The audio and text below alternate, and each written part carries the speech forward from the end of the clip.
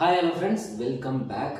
நம்ம இன்னைக்கு பார்க்க போகிற வீடியோ என்ன அப்படின்னு பார்த்தோம்னா, கேப்டன் அவர்கள் இறந்துட்டாங்க.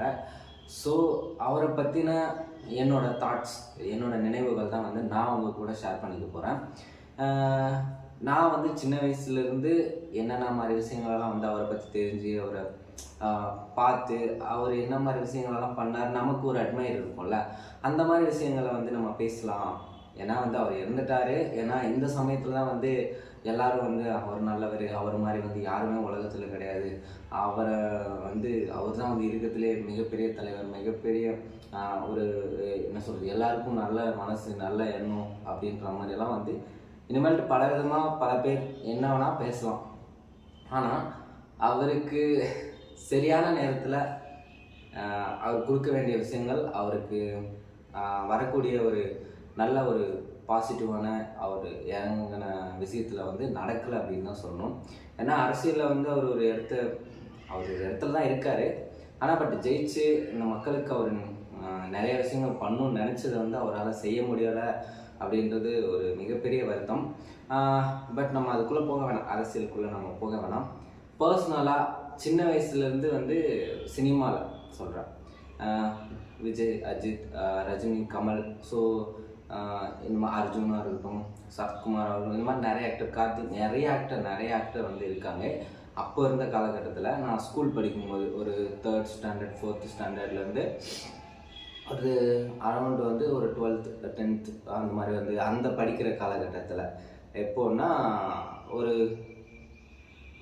என்ன படங்கள், எங்கள் அண்ணா, சொக்க தங்கம், ஸோ இந்த மாதிரி படங்கள் எல்லாம் ரிலீஸ் ஆன காலகட்டம். அதுக்கு முன்னாடி சில வல்லரசு, வாஞ்சிநாதன், இந்த மாதிரி படங்கள் ரிலீஸ் ஆன காலகட்டம். ஸோ எப்படின்னா யாரை கேட்டாலும் சரி, நான் ஒரு ஹாஸ்டலில் படித்து சின்ன வயசில் ஓகேங்களா, யாரை கேட்டாலும் நீ யாருடைய ஃபேன் அப்படின்னா நான் Vijayakanth fan, captain fan, so அப்படி தான் சொல்லுவாங்க.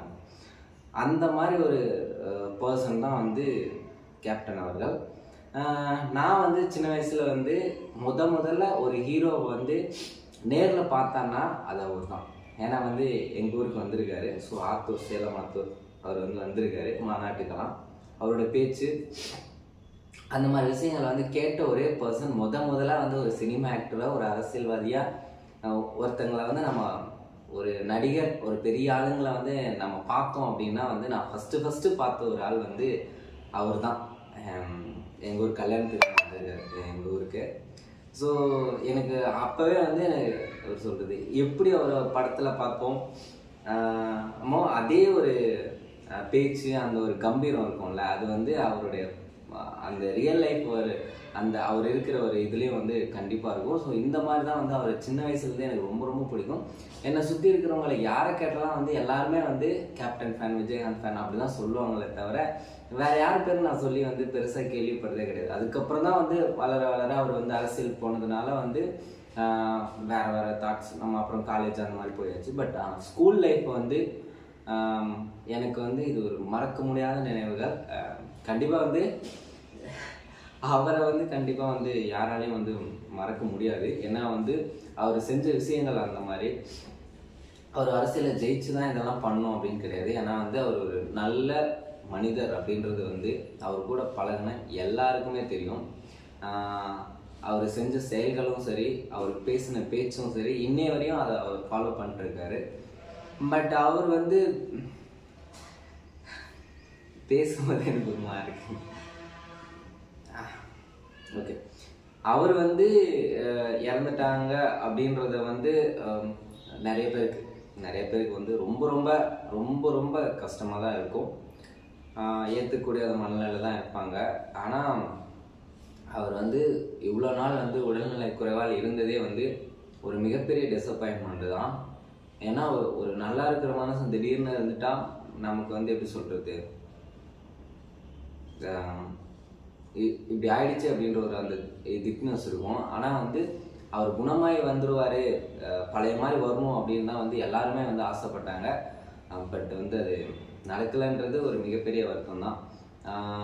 எல்லாருமே மீடியாஸ், சோசியல் மீடியாவில் இப்போ பேசுகிறவங்க எல்லாருமே அவரை பற்றி மிக பெருசாக தான் பேசுவாங்க. ஆனால் பட் இவங்க தான் அன்னைக்கு அவரை ரொம்ப மோசமாக பேசினவங்களும் கூட. ஓகே, முடிஞ்சு போன பற்றி விஷயத்தை பேச வந்து நம்ம ஒன்றும் ஆக போகிறது கிடையாது. பட் வந்து அவரோட நினைவுகள் என்றைக்கும் போகாது அப்படின்றது தான் உண்மை. ஏன்னா வந்து கேப்டன், அவ்வளோதான். கேப்டன் விஜயகாந்த் அப்படின்னாலே அது புரட்சி கலைஞர். கேப்டன் விஜயகாந்த்னாலே அவர் அதுதான். ஏன்னா நான் காலேஜ் போய் கூடங்க எப்படி சொல்கிறது, பசங்க வந்து நம்ம ஜாலிக்கான சில படங்கள் பார்ப்போம். அப்போ வந்து கேப்டன் படம் தான் ஃபஸ்ட்டில் இருக்கும். வல்லரசு மஞ்சுநாதன் அப்படின்னு சொல்லிட்டு டிவியில் படம் போட்டு விட்டுருவாங்க. அது சீரியஸாக பார்த்தாலும் சரி, காமெடியாக பார்த்தாலும் சரி, சிரிப்புக்காக பார்த்தாலும் சரி, அங்கே அவரோட படம் தான் இருக்கும். ஸோ அந்த பயங்கரமான ஒரு பர்சனுங்க, எல்லாருக்கும் ஒரு பிடிச்ச ஒரு மனிதராக வாழ்ந்துட்டு போயிட்டாருன்றது தான் உண்மை. பட் எனக்கு அவரை பற்றி பேசணும்னு தோணுச்சு. நம்ம ஃப்யூச்சரில் அவரை பற்றின படங்கள், அவர் நடித்த படங்கள் கண்டிப்பாக வந்து நம்ம நிறைய வீடியோஸ் போடுவோம். ஆக்சுவலாக வந்து இது முன்னாடியே வந்து நான் பண்ணணும் அப்படின்னு நினச்சேன். பட் பண்ண முடியல, சில காரணங்களால் வந்து பண்ண முடியல. பட் ஒருத்தர் இல்லாதப்போ அவரை பற்றி நிறைய விஷயங்கள் பேசலாம், அவர் நல்லவர் வல்லவர்னு. பட் இருக்கும்போதே பேசியிருக்கணும். அதை நான் முன்னாடியே யோசித்தேன், ஆனால் பட் பண்ண முடியல. இருந்தாலும் ஓகே, நம்ம ஃப்யூச்சரில் இன்னும் சில தினங்கள், பல தினங்கள் இதெல்லாம் மறைஞ்சால் கூட, இந்த எல்லா விஷயங்களும் எல்லோரும் பேசுகிறது நிறுத்தினா கூட, நம்ம அவரை பற்றின விஷயங்கள் நம்ம அன்லாக் வித் சிவா நம்ம சேனலில் வந்து கண்டிப்பாக அவரை பற்றி நிறைய விஷயங்கள் வந்து நம்ம கண்டிப்பாக பேசணும். ஏன்னா வந்து அவர் அப்படிப்பட்ட ஒரு மனிதர் தான். ரொம்ப ரொம்ப பிடிச்ச ஒரு ஃபேன் பாயாக இருக்கிற ஒரு பையனாக சொல்கிறேன். கண்டிப்பாக அவரை பற்றின வீடியோஸ் நம்ம சேனலில் நிறைய வரும்.